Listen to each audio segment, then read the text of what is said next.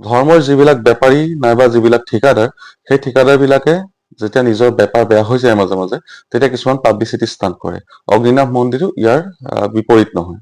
বহুদিন আগতে এটা ভিডিঅ' বনাইছিলো অগ্নিনাভ মন্দিৰৰ ওপৰত, আৰু তাৰ বাহিৰে ভিডিঅ' বনাবলৈ ইচ্ছাও নাছিল। সেইটোৰ ওপৰত ইমান ক'বলৈ ইচ্ছা নাছিল, কাৰণ যিখিনি ধৰ্মান্ধ মানুহ, যিখিনি ধৰ্মৰ ভীৰু মানুহ, সেইখিনিক কেতিয়াও সৎ পথলৈ আনিব পৰা নাযায়। যিখিনি অন্ধবিশ্বাসী মানুহ, সেইখিনিক কেতিয়াও ভাল কথা কৈ বুজাব পৰা নাযায়, সেইটো সকলোৱে জানে।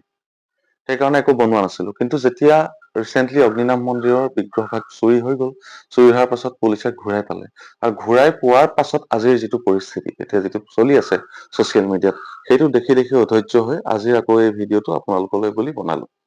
এতিয়া প্ৰথম কথাটো হ'ল যে মন্দিৰ সকলোতে চুৰি হয়, মন্দিৰ মছজিদ এইবিলাকত চুৰি হৈ থাকে। ঠিক তেনেদৰে অগ্নিনাভ মন্দিৰৰ যিভাগ বিগ্ৰহ বা যিভাগ মূৰ্তি, সেই মূৰ্তি ভাগো চুৰি হ'ব পাৰে, মানি ললো। পুলিচে একে ৰাতিৰ ভিতৰতে ধৰা পেলালে, চোৰ ধৰা পেলালে, আৰু মূৰ্তিভাগ উদ্ধাৰ কৰিলে। আপোনালোকে কেতিয়াবা চুৰি হৈ যোৱা মটৰ চাইকেলখন একে ৰাতিৰ ভিতৰতে চোৰে সৈতে উদ্ধাৰ কৰা শুনিছে জানো পুলিচে? নাইবা আপোনালোকে যি টাউনৰ মাজতে চিলনী চোৰবোৰে যে থপিয়াই চেইন লৈ যায় কেতিয়াবা, সেই যে বেগ বিলাক লৈ যায়, পুলিচে সেই টাউনৰ ভিতৰতে পিয়াপি দি ফুৰে, ধৰি অনা শুনিছে? তেনেকুৱা চোৰ ধৰা পেলোৱা শুনিছে একে ঘন্টাৰ ভিতৰত বা এটা দিনৰ ভিতৰত? তথাপিতো মানি লৈছো যে চিচিটিভিত ধৰা পৰিছে, পুলিচক খবৰ দিছে, আৰু পুলিচে উদ্ধাৰ কৰিছে। চোৰ হল তিতাবৰৰ ফালৰ, আৰু ৰেল ষ্টেচনত উদ্ধাৰ কৰিছে। সিমানখিনিলৈকে মানি ললো, ঠিক আছে। বিগ্ৰহানী পুনৰ প্ৰতিষ্ঠা কৰিলে, পগলাৰ নিচিনাকৈ শিখা মজিন্দৰ বেজবৰুৱাই তাল বজালে। তেওঁ পূজাৰীয়ে নে যাদুকৰণীয়ে নে কিয়ে নে, একো ধৰিবই নোৱাৰি তেওঁৰ চেহেৰা চালে। সাধাৰণতে এজন শিৱ ভক্ত খুব নিৰ্বিকাৰ নিচিনা হয়। শিৱক পূজা কৰি আমিও পাইছো, গতিকে জানো এজন শিৱ ভক্ত কেনেকুৱা হয়। এজন শিৱ ভক্ত নিৰ্মোহ আৰু নিৰ্বিকাৰ থাকে। তেওঁৰ নিচিনাকৈ হাততে ইমান মান খাৰু পিন্ধি, 50ডাল মান খাৰু হাতত, গোটেই আঙুলিতকৈ বেছি আঙুঠি, শাখাই সেন্দুৰে তেনেকৈ নাথাকে। গতিকে পূজাৰিনী নে যাদুকৰণী শিখা মজিন্দৰ বৰুৱা নাজানো। এটা কথা কওঁ, ভগৱানৰ প্ৰতি ভক্তি থকাটোও ভাল, ভগৱানৰ ভয় কৰাটোও ভাল। কিন্তু যেতিয়া কোনোবাই নিজকে ভাবে যে মই ভগৱান, সেইটো কিন্তু মানসিক ৰোগ।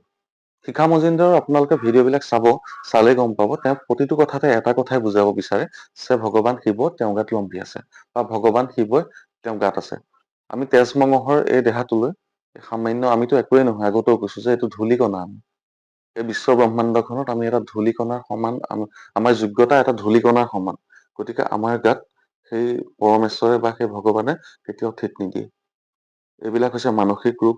এইবোৰ হয়তো নিজে কৰো বুলি ব্যৱসায় কৰিবৰ কাৰণে নিজে নিজে কৰা অভিনয়, নহলে এইটো মানসিক ৰোগ। মানসিক ৰোগ মানে এনেকুৱা, কেতিয়াবা আপোনালোকে ভাওনা নাইবা কিবা তেনেকুৱা ধৰণৰ কিবা থিয়েটাৰ পাতিলে, ভাওনা পাতিলে, নাইবা কেতিয়াবা কিছুমান নাটক কৰিলে, তাত কিছুমান চৰিত্ৰত যে অভিনয় কৰে মানুহ দেখিছে, সেইবিলাক সেই চৰিত্ৰটোতে সোমাই গুচি যায়।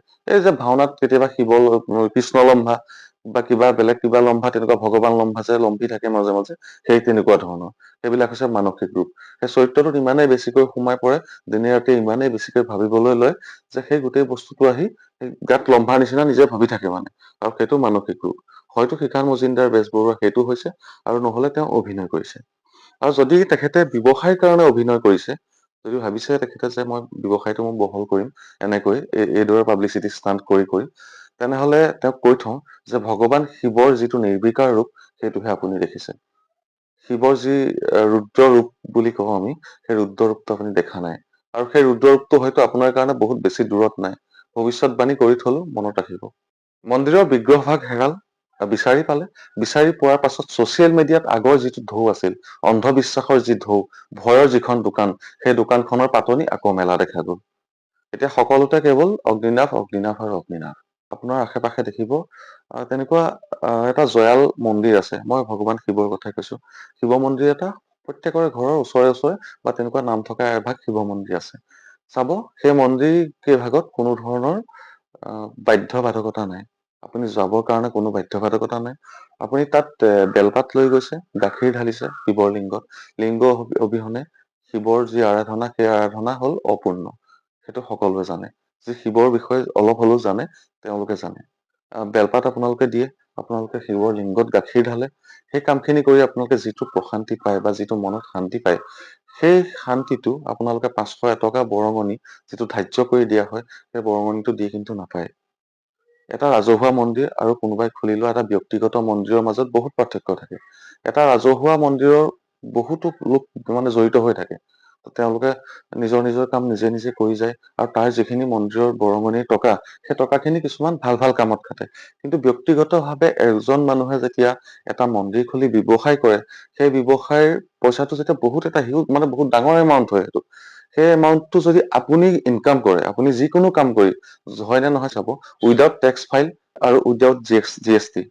আপোনালোকে GST ফাইল নথকাকৈ ব্যৱসায় কৰি চাওক, ইমানখিনি টকা ঘটক, আৰু টেক্স ফাইল নথকাকৈ সিমানখিনি টকা য'ৰ ত'ৰ পৰা আৰ্জন কৰক। তাৰ পিছত চাওক কি হয়। এইটো হৈছে এটা এনেকুৱা ধৰণৰ বেপাৰ য'ত একো টেক্স দিব নালাগে, আৰু যদি ব্যক্তিগত হয় তেতিয়াতো আৰু ভাল। সদায় সেই কথাটোকে কৈ আহিছো। আৰু এই পাব্লিচিটি ষ্টাণ্টটো কৰাৰ ক্ষেত্ৰত কিছুমান সাংবাদিক নামধাৰী জীৱ বেলেগ ধৰণে জড়িত আছে। তো কিবা এটা হোৱাৰ লগে লগে নাজানো টকাই লয় নে কিয়ে লয়, বা তেওঁলোকে সেইকাৰণে মানে সেইটো প্ৰমোচন ভিডিঅ কৰে নে কি নাজানো। ভিডিঅ'টো দেখাতটো সম্পূৰ্ণ প্ৰমোচন কৰা নিচিনাই লাগে। সকলোকে কোৱা নাই, কিছুমান প্ৰায় মানে পৰ্টেল বিলাকত বেছি, আৰু চেটেলাইট চেনেলো সেই 2-এটা মান আছে। তেওঁলোকে কি ভাবি তেনেধৰণে অন্ধবিশ্বাসটো বিয়পায় সেইটো নাজানো। TRPৰ কাৰণে, TRP পাবৰ কাৰণে ৰাস্তা বহুতো আছে। তেনেকুৱা অনেক বাতৰি আছে য'ত আপোনালোকে TRP পাব পাৰে।